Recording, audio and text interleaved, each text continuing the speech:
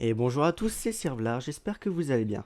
Aujourd'hui je vais vous faire un petit tuto pour savoir comment bien commencer sur Crossmaga. Attention, dans cette vidéo je vais pas vous apprendre à comment bien jouer, mais à comment bien gérer tout ce qui est Kama, deck, cartes, pour avancer le plus vite possible. Alors si vous n'avez par exemple pas fait le tuto et que vous savez pas comment trop jouer ou quelle technique aborder pour gagner facilement un match, je ferai peut-être ça dans une prochaine vidéo, mais aujourd'hui on va surtout se consacrer à cette interface. Je tiens à préciser aussi que c'est mes propres conseils, donc une autre personne peut agir différemment. Dans Crossmaga, plein de gens ont différentes façons pour gérer ses kamas, leurs cartes, etc. Moi là, ça sera vraiment mes conseils. Donc vous pouvez les critiquer ou non, c'est à vous de les suivre ou non, mais cette vidéo est faite pour ça. Donc on va commencer par cet écran, donc l'écran d'accueil, l'interface juste ici, pardon. Donc tous les jours quand vous allez vous connecter, vous allez recevoir une roulette, un roulet de jetons qui est tout en haut à gauche. Donc ceci, il faut vous connecter tous les jours pour en avoir une. Et ceci va vous permettre d'avoir des récompenses chaque jour selon votre chance. Vous allez avoir par exemple un pack en or, ou par exemple des packs en bronze, ou tout simplement des kamas, ça peut varier. Mais ça, il faut vraiment vous connecter tous les jours pour optimiser le plus possible de jetons roulettes.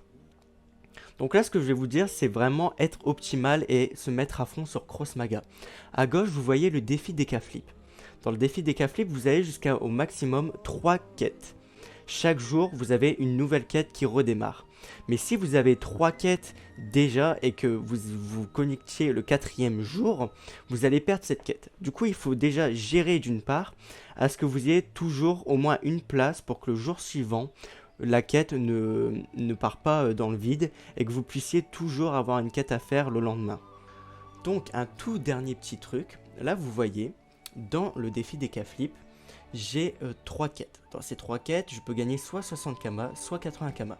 Mais il y a une quête qui vous permet de gagner 40 kamas si vous jouez avec un dieu. Cette quête, je trouve qu'elle n'est pas très intéressante, car elle ne fait pas gagner beaucoup de kamas. Du coup, ce que je vous conseille, c'est de la réinitialiser. Vous pouvez réinitialiser une fois par jour une quête. Et celle-là, je vous conseille de la réinitialiser parce qu'elle n'est pas très optimale. Vous pouvez par exemple gagner jusqu'à un pack en or, un pack en argent, 80 kamas ou 60 kamas. Et puis après, le plus faible, c'est 40 kamas. Et celle-là, je trouve qu'elle est vraiment pas intéressante. Donc essayez d'optimiser aussi la récompense que vous voulez avoir. Donc cette fois-ci, on va encore se retourner vers des quêtes, mais des quêtes cette fois-ci qui sont propres au jeu, qui ne sont pas réutilisables une fois que vous les avez terminées. Vous allez dans collection, ensuite vous allez dans quêtes. Et ici, vous avez plein de quêtes à faire. Cela, vous en occupez pas parce qu'en fait, vous allez les faire sans vous en rendre compte. Par exemple, jouer qu'un sort, détruisez 10 d'office adverse, jouer 4 entraînements. Cela, pardon, jouez quand même 4 entraînements, regardez un peu pour voir lesquels vous pouvez faire, etc. Mais cela, normalement, il n'y a pas de raison, vous allez les faire sans vous rendre compte que c'est des quêtes en fait qui demandent juste de jouer au jeu de base. Donc vous voyez, moi encore, j'ai encore des quêtes à faire, remporter 1000 matchs, jouer avec tous les dieux, etc. Donc, ce qui va être intéressant à faire avec les quêtes, c'est surtout les quêtes donjons. Ceux-là, ils sont très très chiants à faire parce que Ruchus est très pété dans ce jeu. Ruchus, en fait, c'est le dieu à part qui est mis dans le donjon que vous ne pouvez pas contrôler. Et il est vraiment cheaté, donc c'est un peu relou. Donc moi, je les ai pas encore finis, mais vous, ce que je vous conseille, c'est d'essayer de faire ça dès le début parce que ça peut vous rapporter masse économie. Et en plus de ça, en plus de faire ces missions, vous pouvez faire un combo parce que le donjon vous permet aussi d'avoir quelques cartes. Et la carte la plus importante à aller chercher, c'est le prince Belimberg qui est joué dans plus de 50% des decks. Donc celle-là, c'est vraiment celle-là qu'il faut aller chercher. Et ensuite, vous avez quelques cartes qui jouent dans les decks. Mais moi, personnellement, j'ai pas été jusqu'au au niveau 3, j'ai pas tout fait parce que ça me coûte de l'argent et c'est pas forcément rentable. Il y a quelques cartes qui jouent, mais la plupart des autres cartes ne se jouent pas. Donc maintenant, on va plus s'intéresser à quand vous venez de vraiment commencer le jeu. Quand vous allez faire jouer, vous allez vous rendre compte que vous n'avez qu'un seul dieu. Normalement, vous avez le dieu Yop. Et après, tous les autres dieux, ils sont grisés. Donc d'un premier temps, ce que je vous conseille de faire, c'est de tous les débloquer en jouant avec. Comme ça, vous allez comprendre un petit peu plus le jeu, vous allez vous entraîner. Et en même temps, ça va vous permettre de débloquer tous les dieux, comme ça, vous n'allez plus vous embêter avec. Mais le problème, c'est qu'une fois que vous avez fini de débloquer tous ces dieux, vous vous demandez, mais lequel jouer?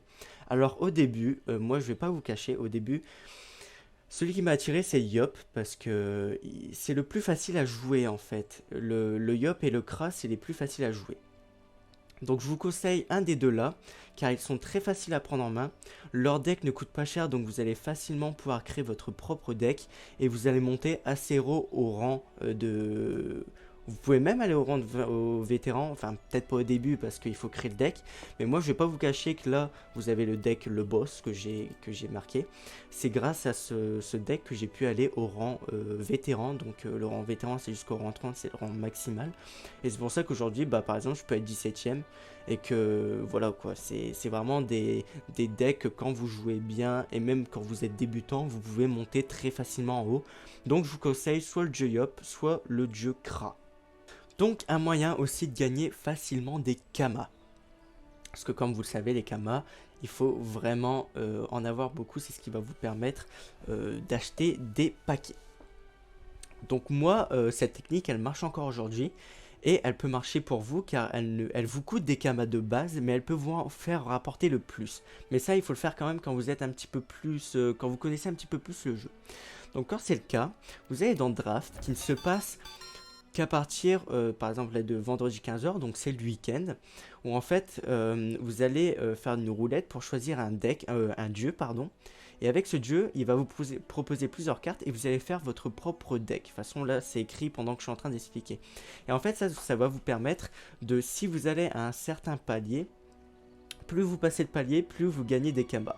Attention à pas faire des défaites d'affilée parce que sinon bah, vous allez perdre des kamas. Donc il faut vraiment faire quand vous êtes sûr de votre niveau et quand vous êtes sûr de gagner assez facilement. Quand vous êtes assez entraîné, il n'y a pas de souci. Après, il y a d'autres vidéos qui vous expliquent comment bien créer un deck en draft. Donc ça, c'est aussi à vous d'aller chercher sur internet. Alors maintenant, c'est bien beau, vous avez des kamas, mais vous savez pas quoi en faire. Et ben, il n'y a rien de plus simple, vous allez dans boutique. Dans boutique, vous avez 5 paquets différents. Dans le paquet bronze, qui coûte que 60 kamas, vous êtes sûr d'avoir une rare.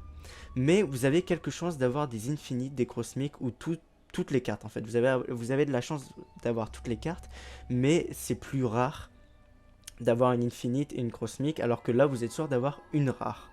Dans le paquet argent, c'est exactement la même chose, sauf que vous êtes obligé d'avoir une cosmique dedans.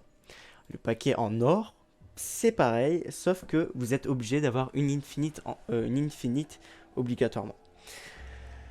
En sachant que une infinite, c'est les cartes les plus fortes, donc je vais vous montrer vite fait. Hop, hop, hop, hop, hop, hop, hop, infinite. On va par exemple mettre ceux que je possède.